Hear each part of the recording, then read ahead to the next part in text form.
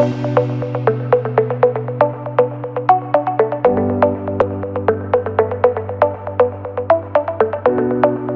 up, guys? I'm just looking through a bunch of these questions, and I'm just going to go through them in order and give you my best advice from my own experience and training a lot of other athletes. I'm also going to put several links in the description of this video. That way you can look at what some of the other coaches that I look up to and follow, see what they have to say about similar topics. Some of these questions I'm going to answer them a little bit more generally, but I'll just get started and go through this list. Question one, good exercises to help rebuild, strengthen a shoulder after injury. Depending on what happened with the injury, whether it was a surgical repair or it was just like a minor strain type of injury that was just rested and you're coming back that way. Basically, anytime you're coming back from injury, you're looking at lower intensity exercises. And for me, there's not one specific exercise that's going to be a magic exercise. It's kind of following a progression from increasing range of motion, building strength through isometrics and eccentrics is one of the safest ways. And then once you build strength to a certain capacity there, you can start to go more for performance. So in general, you're going to go from being stiff and sore and trying to gain back your range of motion. Follow that up with slow, controlled exercises and isometric holds to build strength. So when you're talking about shoulders, that could be light dumbbell exercises, I's, Y's, and T's, for example. Some internal, external rotation, banded scapula strengthening. Banded pull-aparts is one I really like. But there's no magic exercise. It's more the progression that you follow and realizing that what one athlete or coach recommends is going to be specific to an athlete. So you don't necessarily want to follow what that athlete did, but kind of follow the progression that they used, knowing that those exercises aren't magic. It's just the progression from gaining your range of motion back to getting strong, moving slowly, and then more explosively aimed toward performance again. What is a good diet to gain healthy weight after, looks like you lost a lot of weight after surgery? So I had Tommy John surgery when I was 18 years old. I wasn't big at the time. I didn't do strength training at the time. Actually, that's what got me in the weight room, was I had to go in for PT and had to do lots of band work. I was doing consistent, using cable machines, kind of got me into the weight room. But even that, I think I stayed about the same weight, but I definitely lost some muscle mass. So gaining that back after any type of surgery, just from sitting around, and there's no magic diet. The thing that's gonna get you back is following some basics, like making sure you're getting enough protein, making sure you're getting carbs before and after workouts, and making sure you're getting healthy fats. And fats are usually in a little bit lower quantities. Protein, I always recommend at least 1 gram per pound of body weight. If you're an athlete, relatively lean, definitely 1 gram at a minimum. You could get a little bit more than that. How you get that is kind of up to you. I prefer whole foods. I don't use a lot of supplements of any kind. I use protein shakes just for convenience, but anytime I can get whole foods, I'll try to get it that way. So, lots of meat, vegetables. Personally, I digest like rice pretty well, so I use rice as my carbohydrate source a lot. If you're trying to gain weight, doing simple things like having peanut butter and jellies like before you work out, right after workouts, having food, maybe use a protein shake right after a workout. I look for something that is, I use Muscle Farm because it's Safe Sport certified and it's relatively inexpensive. It has high protein, it has low carbs and low fats. So I'm getting protein, I'm not having a lot of added calories that I don't want. That way I can just eat food. And I get the protein I need from a protein shake. You can also do like protein bars. I get these, the Kirkland ones from Costco. You know, same thing. I'm looking for something. These are 22 grams of protein, and you know they're low in extras. So I'm just looking for protein when I'm using protein bars or shakes. Regarding recovery, and it says recovery from an injury or from a workout. And you know, recovery in general comes down to, you know, a couple things, but things that people usually don't give enough attention to is how much you're sleeping and how much you're eating or what you're eating.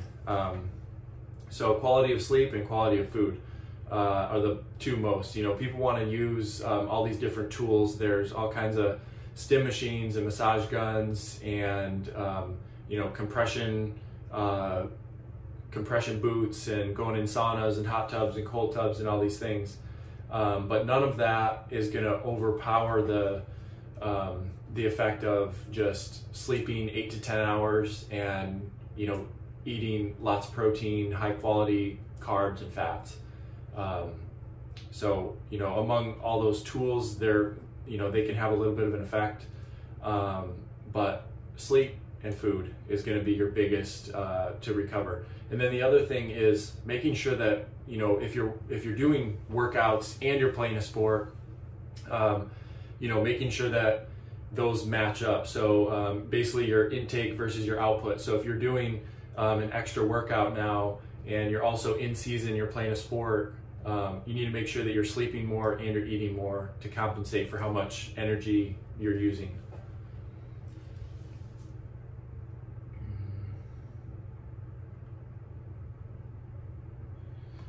Okay, next question is a good foods to help regain energy right before an activity.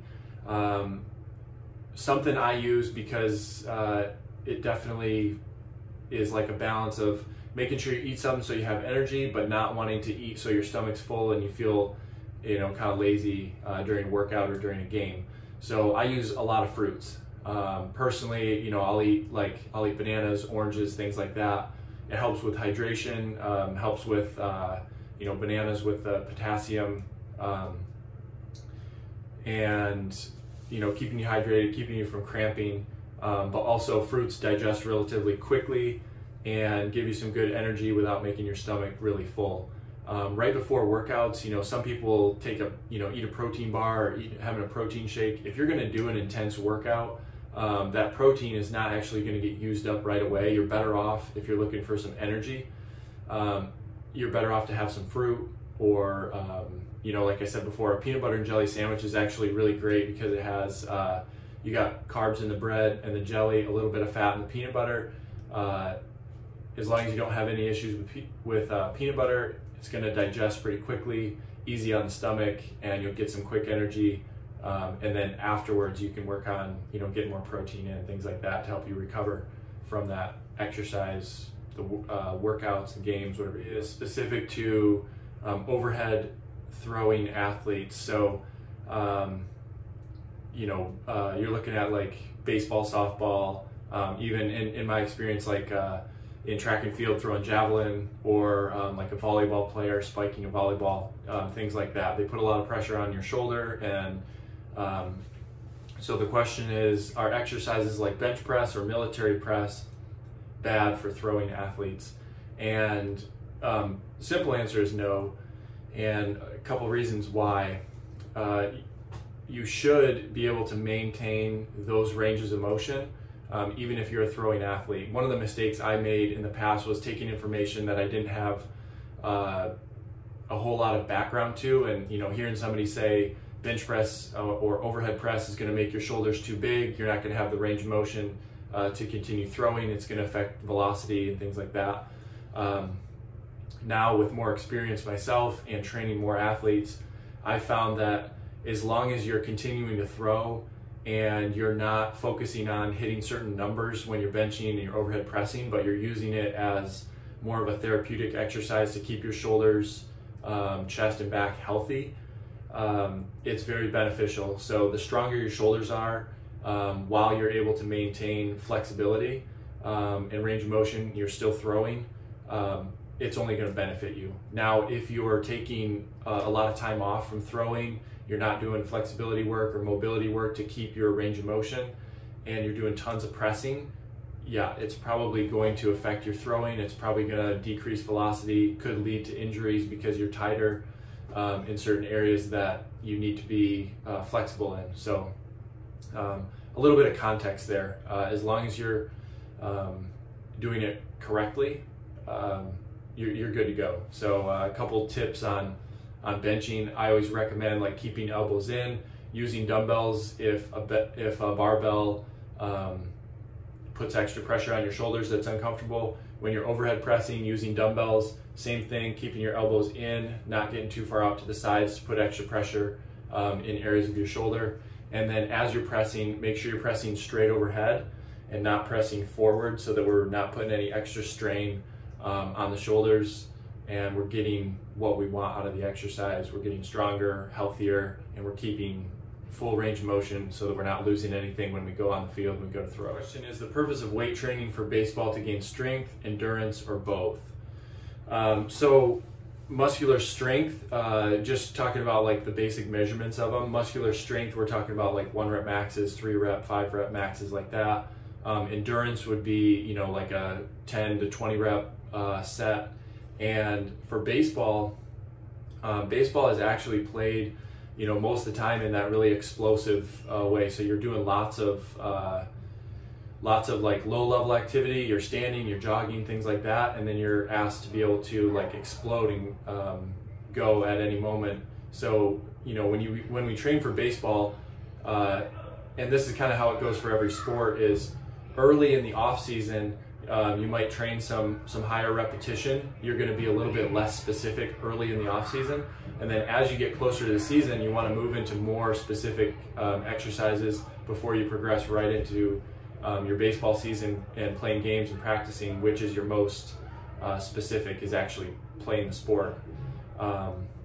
So my answer would be both, but it depends on what time of the season where you're at in relation to your season. So if you're far away from the season, you're probably spending a little more time in the higher rep ranges. You're still working on moving weights with good mechanics and moving them fast, but you're just putting a little bit more volume in, and you're taking back the intensity a little bit. And then as we move toward the season, we're taking the volume out a little bit, and we're increasing the intensity. And then as we get into the season, we're gonna decrease the volume a little bit more, and we're actually gonna drop the intensity, because now we have the highest intensity, which is playing your sport. Okay, so they're just a little progression of kind of what comes at what times in relation to your season. Okay, next question. What are some ways to reduce soreness after lifting? And for me, again, it comes down to, are you sleeping well? Are you eating well? Those are the first two that are gonna help you recover and reduce soreness. The next one is kind of how you train. If you train very consistently, your soreness will go away eventually, and it basically is a sign of your adaptation. Now, a lot of people I train, you know, I'll train them for 6 weeks, 8 weeks, and we get into that like 10-week to 12-week range, and they aren't getting as sore as they used to, and they feel like their workouts aren't as effective because they're not sore. If you're training consistently, even if you're making progress, your body should stop getting so sore. Why you're going to be sore all the time? We have a lot of athletes that, like, especially in the off season, they lose consistency. They come in for a workout on a Tuesday, and then they miss, you know, 2 or 3 days, 4 days. They come back, they hit a Friday workout, and every time they work out, they're sore. And it's because there's not enough consistency in between. If you are training, you know, say you're doing 3 days a week and you're sore in between, Something that can help is on your off days to go for a run, go for a bike ride, get in the pool, go for a swim, and just move. Unless you are really tight and need a lot of flexibility work, spending a lot of time stretching can help to a degree, but the best thing for you to do is in between those lifting sessions is just get yourself warmed up, move. You can go at 50-60% effort and just get a sweat, and that'll help you recover and get rid of some of that soreness for your next workout. A couple questions are on supplements, and there's a couple specifics in there. Spirulina, is it good for muscle building? It says another question is what muscle building food, vitamins, supplements, meals to help bulk up, and what can I do away from the gym to help build muscle? So all those questions, kind of all in the same context. So when it comes to supplements, again, that is like the 1%. First and foremost, you want to make sure you're getting enough protein, whether it's whole foods or you're working on a little bit of supplementation with protein shakes, protein bars, things like that. But again, my personal recommendation, and from working with lots of athletes, is the best way to do it is to learn what foods you like and what foods fit into the categories you need. If you need more protein, what are some natural ways, whether it's meat, eggs, dairy products, things like that you can get more protein. Getting carbohydrates that digest well and that you can handle well. And then lots of fruits and vegetables, staying hydrated. Those are going to be the best ways to build muscle, on top of obviously good strength training. So, there's a couple supplements that I take regularly, but honestly, they're not like muscle building supplements. It's more for health. So I've taken fish oil daily, very consistently for close to 15 years now, 15 years, and that's one I take all the time. I live really far up north, and so we get periods of less sunlight, so I'll take vitamin D in the wintertime, and I use some protein shakes on and off when I can't get enough protein from natural sources. I do a lot of hunting and fishing, so I'm eating fish, venison most of the year as protein sources, and trying to eat as much whole foods as I can. If you need to use supplements to get more protein, there's simple ways to do that, but make sure you're getting supplements that are high in protein and don't have a lot of extra fillers. So, and if you're really concerned about a specific vitamin or supplement, nutrient that you might be missing, the best way to do it is just go to your family doctor, get a blood test, have them check out your numbers, see what you're missing first, before you start just taking a bunch of vitamins and supplements and things like that. So you can really spend a lot of money on that stuff, and you don't really know what you might be missing or what you might need. So go get a blood test, and that way you know exactly what you need, and you can kind of pinpoint rather than just hitting it with everything and probably wasting a lot of money.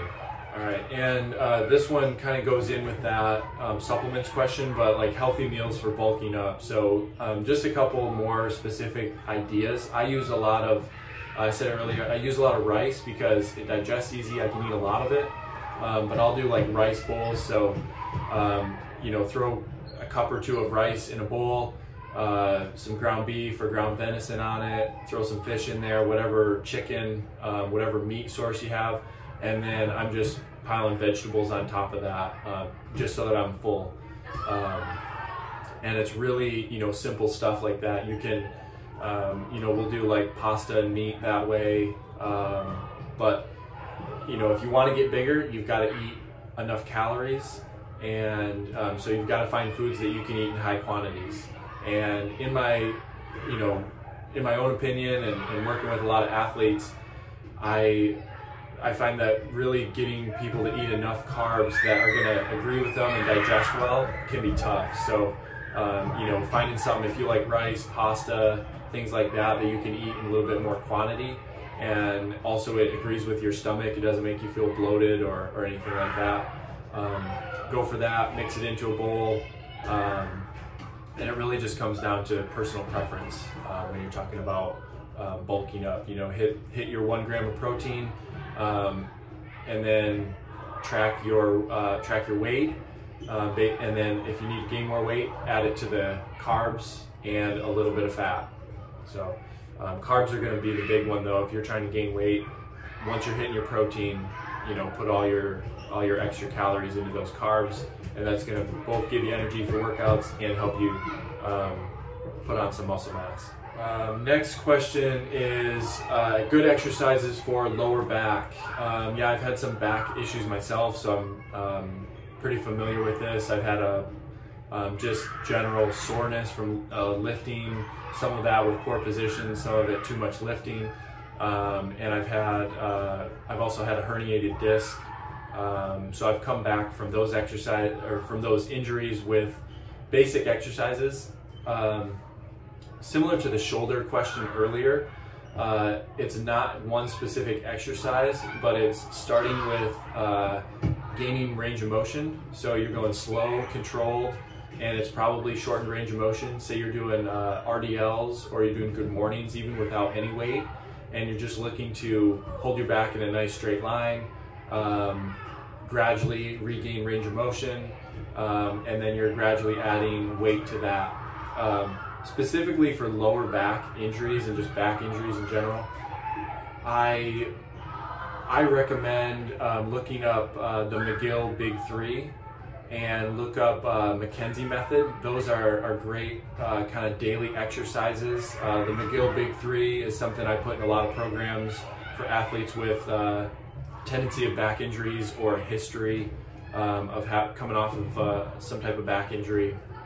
It's 3 simple core bracing exercises that you can do every day or multiple times a day. You can do them before workouts, and it'll just, you know, kind of maintain the health of your back, whether you're injured or you're coming off an injury, or even if you're healthy. It'd be a good thing to add in, you know, just to keep your back safe and healthy. The last 2 questions are kind of equipment-based questions. So the first one, are dumbbells or barbells better for power and strength? And it really depends on what you're comfortable with and how much time you want to put into learning technique. So personally, I love barbells when we're talking about like max power and max strength, but I've also spent the last 10 years, 11 years working on perfecting technique. So when you're talking about like cleans, snatches, front squats, back squats, deadlifts, things like that, you know, that's what I would go to personally. But if I have newer athletes that are not as familiar with that, it kind of depends on where they're at in their career. If they're young, I'm going to try to teach them how to use barbells and dumbbells, because they can both be used for different times of the year. So a little further away from the season, you know, maybe we're lifting more reps and we're using barbells and learning new exercises. And then as we get closer to the season, you know, we're becoming a little more specific. So maybe we're mixing in some dumbbells. We're moving a little faster. You know, but again, dumbbells versus barbells, it depends on the athlete and what they like, and also what their current strengths or weaknesses are. So if you have a really strong athlete that needs to get faster or learn to create more power, I might have an exercise like a dumbbell snatch where they're just working on moving faster because they're really strong. They're able to lift a heavy weight slowly, and they just need something that teaches them how to get a little bit of pop and move faster. So I throw in a dumbbell snatch. On the other way around, if I have an athlete that's really fast but they're weaker, you know, maybe I throw in something like a box squat that just allows them to feel a little bit more weight, and they move it in a little bit of a shorter range of motion, just to stimulate some more strength. So very athlete specific on that.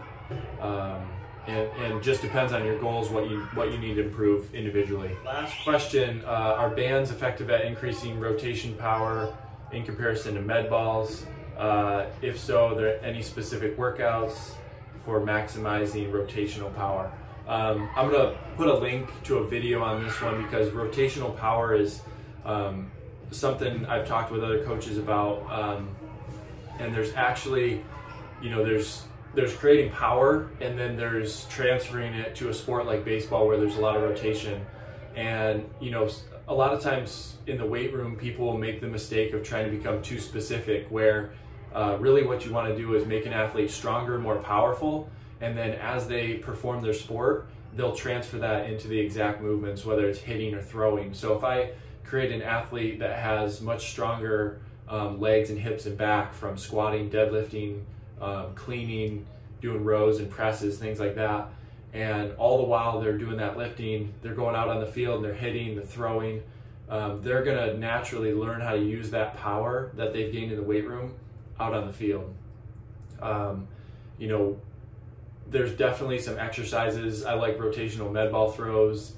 There's some banded things that you can do to create some strength rotationally. But again, if you're looking at like maximizing your power, you're better off barbells and dumbbells, creating more hip stability and strength there, and then kind of throwing those in, throwing the bands and the medicine balls in with a little bit of rotation as you get closer to your season and you're looking to get more specific. But there's no magic exercise that is like, oh, do this medicine ball exercise, it's going to create a lot of rotational power. If you take someone and you take their squat from 200 pounds to 300 pounds, they're going to gain a lot more power and speed and hitting power and throwing velocity than if you just take a player, keep their squat at 200 pounds and you add in a bunch of medicine ball throws, but don't get them any stronger in their core lifts. You don't get their legs stronger, the hips stronger, things like that. So kind of focus on the basics before you start adding in the little accessory things like that closer to the season. So all right, guys, appreciate the questions. Hopefully this helped. If you have more questions, go ahead and send them over. I can put another video together for you and get you some more answers. But take a look at the videos that I'm putting down in the description here. There's going to be some more information, just some other coaches that I really like, both just general athlete and baseball specific strength coaches. So take a look and let me know if you have more questions.